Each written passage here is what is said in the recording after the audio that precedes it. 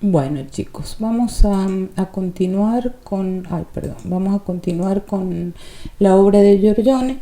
Les muestro esta obra porque es muy interesante la forma en la que Giorgione plantea su obra. Lo que dice Vasari es que Giorgione empezó a trabajar en forma directa, es decir, a partir de la realidad sin dibujo previo. Él ideaba la obra mientras la va pintando. Eso es una super revolución en este momento, porque ustedes piensen que la pintura florentina es una acción proyectada, es una acción proyectada, dibujística, ¿sí? Y en el caso, y que después se colorea, digamos, y en el caso de Giorgione es una experiencia vivida. Aunque él en realidad no es tan espontáneo, no es que se larga con los pinceles y el color sobre el lienzo, sino que él medita muchísimo antes de empezar. Él medita sobre los temas de los cuadros y del significado de ese cuadro. Entonces, esos significados él los articula, ¿no? Pueden ser bíblicos, poéticos, literarios, de distinto tipo. Y esas cuestiones, esos temas son los que lo inspiran. Pero esa inspiración se da en su acervo cultural vivido. Solo cuando termina su proceso interno es que él se lanza a imitar la naturaleza de los colores. Su idea entonces no es representar los significados. Acá tenemos algo como un San Jorge, ¿no? No es eso, representar un significado, sino que es la elaboración en la reflexión interna para ponerse al frente de las cosas vivas y de las cosas materiales como de nuevo en la experiencia de la realidad, ¿no? Entonces él se va a inspirar en la cultura, en el pensamiento del pasado como un índice, y eso es algo platonizante, y eso es importante que lo sepan, porque hasta aquí, durante el 480 florentino, el pensamiento humanista se ha basado sobre todo en Aristóteles y a partir del 580 en Platón. El neoplatonismo es un movimiento que va a surgir y en el caso de Giorgione él ya lo está poniendo, digamos, en práctica. Vamos a ver, bueno, acá tienen otros retratos, no eran muy comunes los retratos, pero medio que Giorgione no se dedica tanto a la pintura religiosa en particular, sino que él pinta distintas cosas, se abre, digamos, a la experiencia de la observación y de la reflexión, como les dije, literaria, poética, religiosa, en función de desarrollar internamente un proceso de inspiración para poder pintar, digamos, para poder ejecutar sus obras. Esto es muy diferente a lo que hemos visto en todo el desarrollo del arte florentino, que tiene, digamos, el camino opuesto, y esto de la inspiración o del proceso interno no tiene nada que ver, porque se trata, digamos, más bien de una cuestión más positiva. El camino es en un sentido positivo. Si ustedes ven, recuerdan lo que hablábamos de Piero, que él decía la perspectiva es la pintura. Pues para Giorgione la pintura es otra cosa. La pintura es una reflexión poética, lírica sobre el color. Tenemos acá una obra de él que es una de sus obras paradigmáticas, que se llama La Tempestad, que en esta obra le han hecho una serie de radiografías. Ustedes han visto que en los museos analizan las pinturas para ver cómo ha sido el proceso, no sé qué. Y en esta en particular han ido viendo cómo él ha ido cambiando la composición. No hay un dibujo previo, como recién les expresaba, y si no hay un dibujo previo, hay en esa acción una renuncia a diseñar, a marcar dónde están las sombras previamente, y hay también una especie de renuncia al proyecto concreto de la obra. Es decir, que el cuadro es un objeto de contemplación a medida que se va haciendo, es un objeto de reflexión a medida que se va haciendo, y es un objeto de elaboración sobre sí mismo. Es decir, que no hace bocetos previos pensando en cómo va a ser y después lo traslada y lo pinta, sino que lo va armando, lo va pensando a medida que va pintando, ¿no? Según él, la inspiración no puede interrumpirse.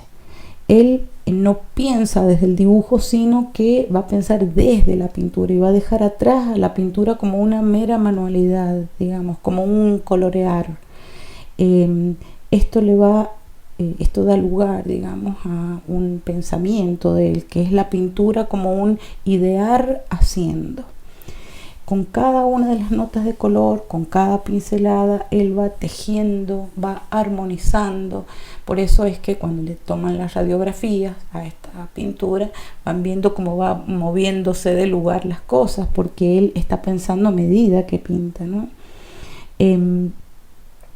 Este tejido va a alcanzar, este tejido de color, esta producción textil, digamos, casi va a alcanzar la unidad perfecta cuando todas las notas de color hagan sentir la profundidad del tiempo y del espacio. Es allí que se va a completar esa experiencia de la realidad. Este cuadro, si ustedes lo observan, van a ver que hay una mujer amamantando, hay un hombre, pero no parecen tener una conexión entre sí de ningún tipo, no están como cada uno en lo suyo. Hay un paisaje y el título, ¿sí? Y hay un elemento aquí atrás que es un rayo. Esa cuestión, esto del rayo, es valorar de alguna manera un instante que precede a la tempestad, ¿sí? Es el momento en el que se va a iniciar la tempestad. Según lo que dicen algunos estudiosos, es un momento bíblico, filosófico, que continúa con el bautismo de la lluvia. Como les decía recién, entre estas figuras no hay acción, no están relacionadas, así como la Virgen con el niño y los santos, por ejemplo, o los Reyes Magos que le entregan los regalos al niño. Acá no hay ningún tipo de diálogo ni ningún tipo de relación visible. Son dos figuras humanas, o tres en este caso, que están esperando el fenómeno. Y entonces la relación de las figuras, aunque nos parezca a simple vista que no tienen relación, pero esa relación es más profunda, porque es una relación de coexistencia y de coexperiencia, dice Argan. La profunda relación entre la humanidad y la naturaleza, lo que constituye básicamente la poética de Giorgione, que va a tomar en cuenta esta visión poética una noción panteísta que tiene Lucrecio, que es uno de estos poetas que les comentaba antes, que es en los que él basa su acervo cultural, ¿no? Bueno, la referencia a la antigüedad en Giorgione jamás es explícito. En realidad, nada en Giorgione es explícito. Nada es explícito, porque él más bien muestra, así como lo hace la poesía, ¿no?, las verdades para ser intuidas, les diré, ¿no? Él, a diferencia de Mantegna, ustedes recuerden que Mantegna explicita todas las fuentes clásicas en las que se ha formado. En este caso, no. En este caso es muy difícil de verlas. Para Giorgione, el humanismo no es una suma de erudición, ni es la imitación de la antigüedad, sino que es una conciencia humana que está cargada, casi saturada de experiencias acumuladas de ese pasado y que se van a cumplir en el presente, en la vida. Esas son las cuestiones que operan en obras como La Tempestad y que la hacen de alguna manera misteriosa, porque uno un poco que no entiende de qué se trata este cuadro, ¿no? Bueno, esa actitud frente a la pintura es absolutamente nueva, es bastante hermética, les diré, porque si uno no conoce las cuestiones relacionadas con los distintos aspectos de su formación, no podría encontrarle por allí sentido a una obra como esta o como otras de él, ¿no? Bueno, les muestro rápidamente otra. Esta es un concierto campestre.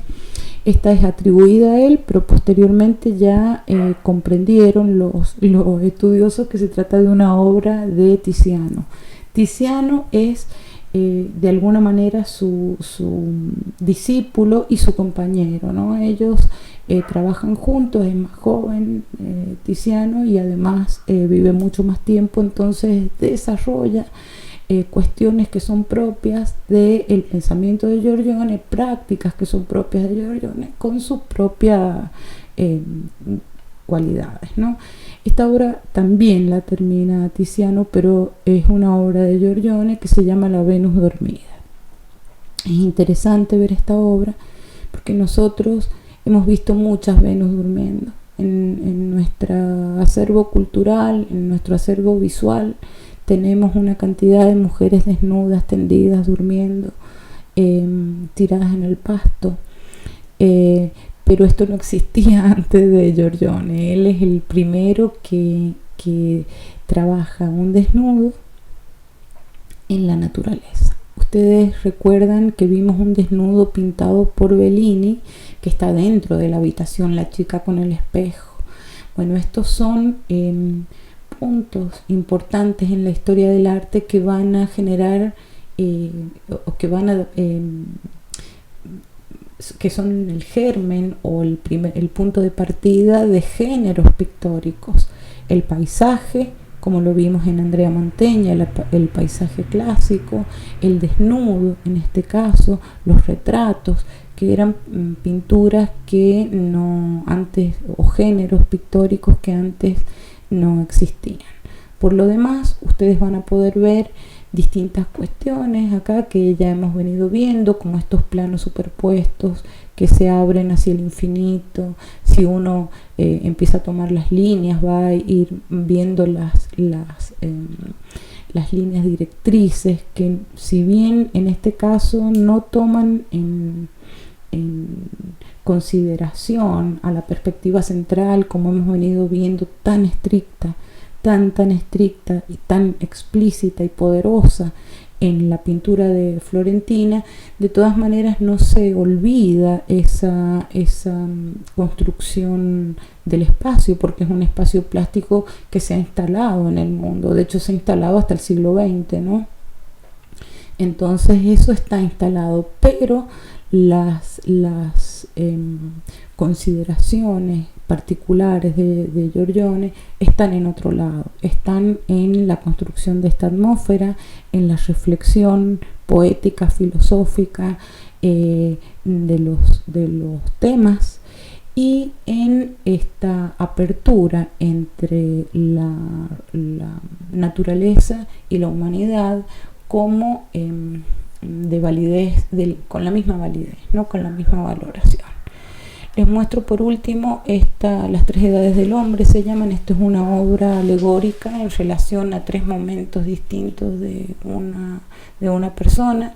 Es ya siendo una alegoría, si no supiéramos el nombre, no sabríamos que estos tres personajes son el mismo, ¿no? Son el mismo en distintos momentos, ¿no?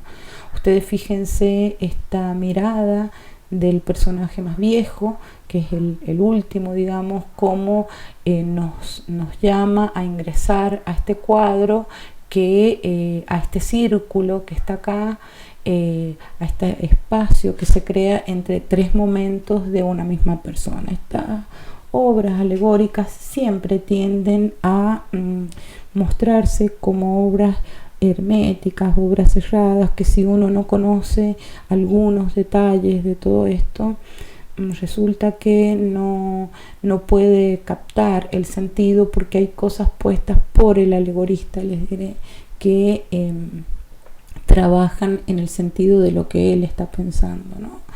Sin embargo, también esta